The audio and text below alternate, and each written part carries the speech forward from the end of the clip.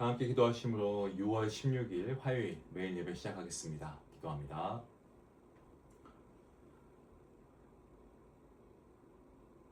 자비의 하나님 감사합니다. 오늘도 매일 예배 가운데 우리를 불러주시고 특별히 이 시간도 하나님께서 우리에게 주시는 말씀을 사모하여서 또 예배 자리에 나온 성도들 하나님께서 놀라운 은혜와 또 평강으로 함께 하실 줄로 믿습니다.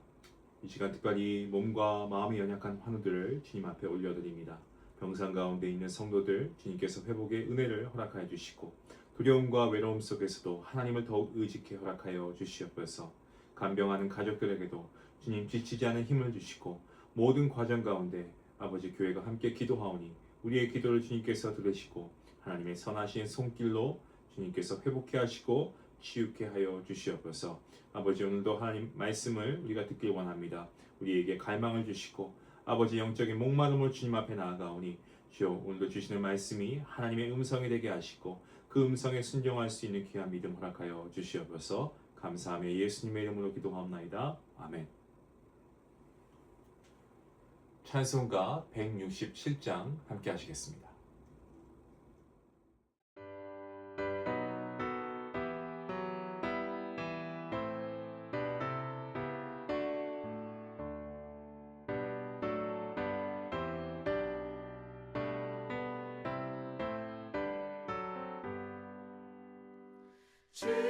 즐겁도다 이 날 세세의 할말 사망 권세 깨고 하늘이 열려 죽은 자가 다시 살아나와서 생명의 주 예수 찬송하도다. 즐겁도다 이 날 세세의 할말 사망 권세 깨고 승리하셨네. 부활하신 주님 나타나시니 천지 만물 모두 새 옷 입었네. 꽃은 만발하고 잎이 우거져 승리하신 주를 찬송하도다.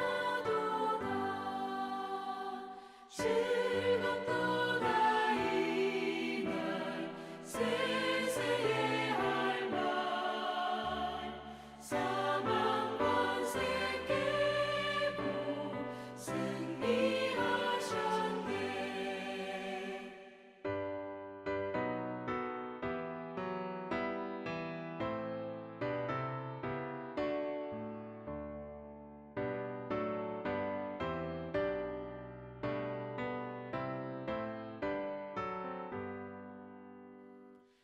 생명의 주 예수 죽음 이기고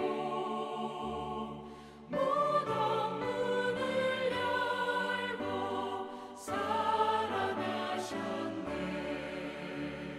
주의 말씀대로 이루어져서 사흘 만에 다시 살아나셨네. 즐겁도다 이 날 세세의 할말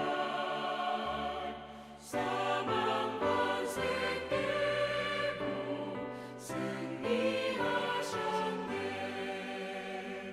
아멘.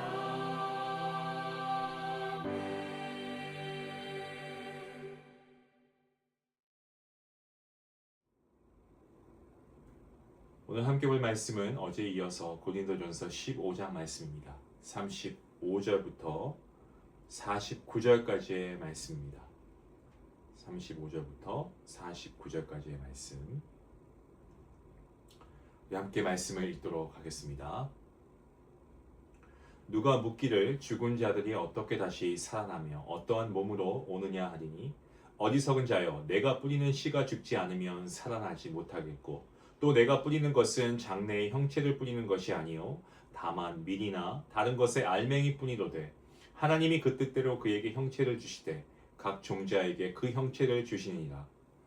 육체는 다 같은 육체가 아니니 하나는 사람의 육체요 하나는 짐승의 육체요 하나는 새의 육체요 하나는 물고기의 육체라. 하늘에 속한 형체도 있고 땅에 속한 형체도 있으나 하늘에 속한 것의 영광이 따로 있고 땅에 속한 것의 영광이 따로 있으니 해의 영광이 다르고 달의 영광이 다르며 별의 영광도 다른데 별과 별의 영광이 다르도다. 죽은 자의 부활도 그와 같으니 썩을 것으로 심고 썩지 아니할 것으로 다시 살아나며 욕된 것으로 심고 영광스러운 것으로 다시 살아나며 약한 것으로 심고 강한 것으로 다시 살아나며 육의 몸으로 심고 신령한 몸으로 다시 살아나나니 육의 몸이 있은즉 또 영의 몸도 있느니라. 기록된 바 첫 사람 아담은 생명이 되었다 함과 같이 마지막 아담은 살려주는 영이 되었나니 그러나 먼저는 신령한 사람이 아니요 육의 사람이요 그 다음에 신령한 사람이니라. 첫 사람은 땅에서 났으니 흙에 속한 자이거니와 둘째 사람은 하늘에서 나셨느니라. 무릇 흙에 속한 자들은 저 흙에 속한 자와 같고 무릇 하늘에 속한 자들은 저 하늘에 속한 이와 같으니 우리가 흙에 속한 자의 형상을 입은 것 같이 또한 하늘에 속한 이의 형상을 입으리라. 아멘. 고린도 교회 안에는 죽은 자의 부활을 믿지 않는 그러한 무리가 있었습니다. 이에 대해 바울은 부활이야말로 기독교 신앙의 핵심이고 결코 흔들릴 수 없는 진리이다라고 분명하게 강조합니다. 그리고 부활을 의심하는 사람들이 제기할 두 가지 질문을 먼저 소개합니다. 첫 번째는 죽은 사람이 어떻게 다시 살아날 수 있는가이고 두 번째는 부활한다면 어떤 몸으로 부활하는가라고 하는 질문입니다. 오늘 본문은 바로 이 질문들에 대한 바울의 대답을 다루고 있는 말씀입니다. 먼저 바울은 씨앗의 비유를 통해서 부활의 가능성을 설명합니다. 너의 뿌리는 씨가 죽지 않으면 살아나지 못하겠다라고 하면서 씨앗이 땅에 심겨 죽는 과정을 거쳐서 새로운 생명으로 자라가는 모습을 떠올리게 합니다. 씨앗은 땅속에서 사라지는 것처럼 보입니다만은 하지만 결국 전혀 새로운 모습으로 열매를 맺게 하지 않습니까? 바울은 우리의 육신도 이와 같다라고 말합니다. 지금 우리의 몸은 씨앗과 같고 죽음을 지나 하나님께서 새로운 부활의 몸으로 변화시키신다라고 이야기합니다. 농부가 밭에 심는 것은 완성된 열매가 아니지 않습니까? 그저 작은 씨앗, 그 씨앗이죠.